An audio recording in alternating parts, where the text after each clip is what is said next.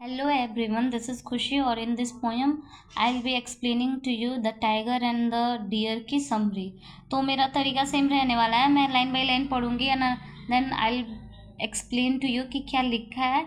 और ये जो समरी है यही आपको अपने एग्ज़ाम में नहीं जाकर लिखना है, दिस इज़ द एक्सप्लेनेशन। और इसके बाद में जो आप समझेंगे उसको जाके एग्ज़ाम में लिखना है, सो दैट कि आप अपनी भाषा में जो एग्जामिनर है उसको एक्सप्लेन कर पाएँ और मार्क्स आपको अच्छे मिले। So let's begin. The tiger and the deer is a famous poem written by Shri Aurobindo. ये जो पोएम है जिसमें आज की वीडियो में हम बात कर रहे हैं वो बंगाली पोएट अरबिंदो घोष के द्वारा लिखी गई है। अब पोएट के बारे में जानते हैं, अबाउट पोएट, ठीक है।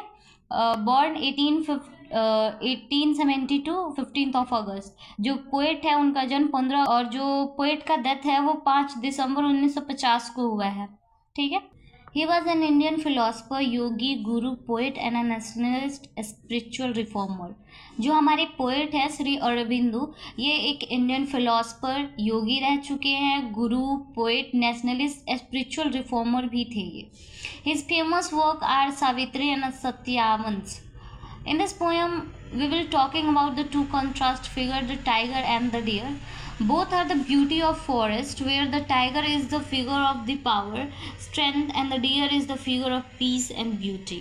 अरबिंदो घोष की बहुत फेमस कविता है, और इसमें इसको मैं इसलिए बोल रही हूँ कि ये फेमस है because this is famous actually.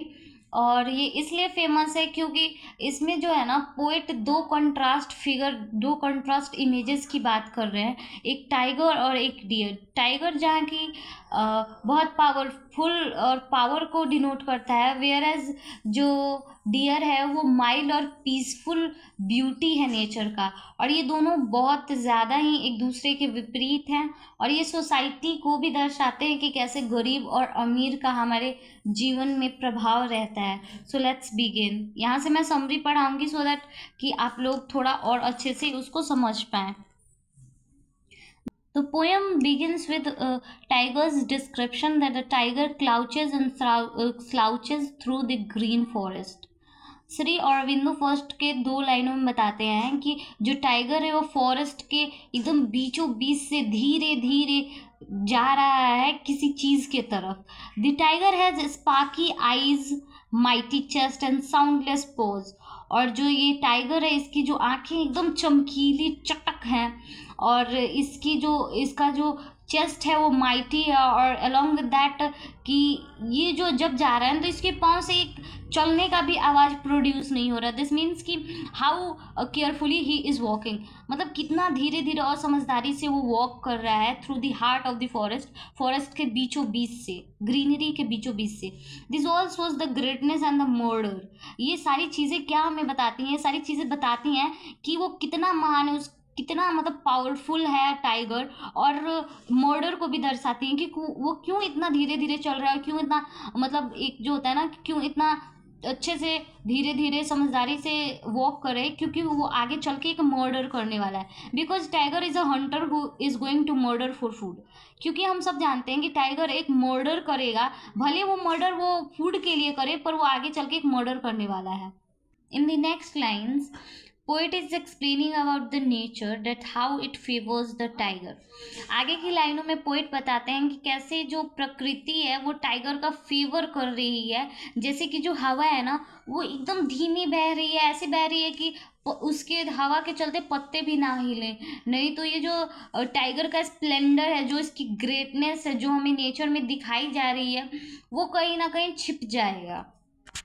आ रहा है all the creatures are afraid to breathe also. और सारे जो पेड़ पक्षी और जो एनिमल्स हैं वो बिल्कुल डरे हुए हैं कि वो सांस भी लेंगे तो उसकी आवाज़ से कहीं ये जो टाइगर है वो डिस्टर्ब ना हो जाए। यहाँ पे मोनोपोली चलती है, एनिमल्स में मोनोपोली होती है सबसे ज़्यादा टाइगर की, क्योंकि टाइगर को राजा कहा जाता है ड्यू टू द ब्रेन, बिकॉज उसके मतलब ऊपर भी बहुत सारे ऐसे एनिमल्स हैं जिनका वेट, जिनका मास बहुत ज़्यादा है, पर जो टाइगर है वो हमेशा राज करता है।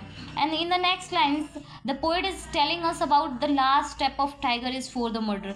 और आगे की लाइनों में पोइट हमें बताते हैं कि जो ये टाइगर का लास्ट स्टेप होने वाला है, जो ये टाइगर का लास्ट स्टेप है ना, वो मर्डर की ओर उसको ले जा रहा है। मर्डर क्यों करने वाला है? For food. हम जानते हैं कि जो टाइगर है वो कार्निवोरस एनिमल है, मतलब वो फ्लैश पे ही डिपेंड करता है, तो वो जब तक मारेगा नहीं तब तो वो खाएगा क्या? So is going to murder. In lines the deer drinks water from the great pool while drinking the tiger attack and tore into the pieces. आगे की लाइनों में क्या होता है, टाइगर के ऊपर ना मौत कूद पड़ी। हम जानते हैं कि टाइगर मर्डर करने वाला था, जो किसका मर्डर करने वाला था? तो वो डियर का मर्डर करने वाला था। तो जब डियर पानी पी रहा था पूल से, तालाब से, और वो पानी ठंडा ठंडा पानी पी रहा था, तब उसे बिल्कुल आइडिया नहीं था कि उसके बगल में एक मर्डरर भी छुपा हो सकता है। वो आराम से पानी पी रहा था, इतने में जो टाइगर है वो उस पर अटैक कर देता है और उसको जो उसका बॉडी है उसको पीसेज में कन्वर्ट कर देता है, एक होल बॉडी को पीसेज में वो कन्वर्ट कर देता है। The last thought of deer was not about his but about his mate, that they will no longer be together now। और उसके जो आखिरी के कुछ पल होते हैं मरने से पहले, वो ये नहीं सोचता है कि उसे क्यों मारा गया या फिर क्यों ही उसकी जान ली जा रही है। वो अपने बिलव्ड वन को याद करते करते मर गया। At the last, poet is explaining about the tiger who is a powerful now will be distinct as the mammoth। और आखिरी की लाइनों में पोइट हमें ये बता रहे हैं कि एक समय ऐसा आएगा, वो फ्यूचर प्रिडिक्ट कर रहे हैं कि एक समय ऐसा आएगा जब माइल्ड और हार्मलेस ब्यूटी जैसे कि डियर वो डोमिनेट करेगी वर्ल्ड में, और जो स्ट्रॉन्ग ब्यूटी है जैसे कि टाइगर वो विलीन हो जाएगी, एक्सटिंक्ट हो जाएगी, जैसे कि मैमथ हो गई है। हम सब जानते हैं कि जो मैमथ है वो एक्सटिंक्ट एनिमल है, मतलब वो विलीन हो चुकी है। मैमथ, आप सब जानते होंगे कि मैमथ एक ऐसा एनिमल था जो मतलब थोड़ा बहुत तो वो एलिफेंट की तरह दिखता था, पर आज वो बहुत ज़्यादा मतलब वो विलीन हो चुका है, वो कहीं दिखता ही नहीं है। ठीक है, तो ऐसे ही एक समय आएगा जब पावरफुल नेचर जो है वो डोमिनेट नहीं कर पाएगी, और जो पीसफुल नेचर में ब्यूटी है वो डोमिनेट करने लगेगी। In this poem poet is explaining about the modern civilised society that how the powerful deteriorates the weak or poor people, but one day there will be no dominance of powerful।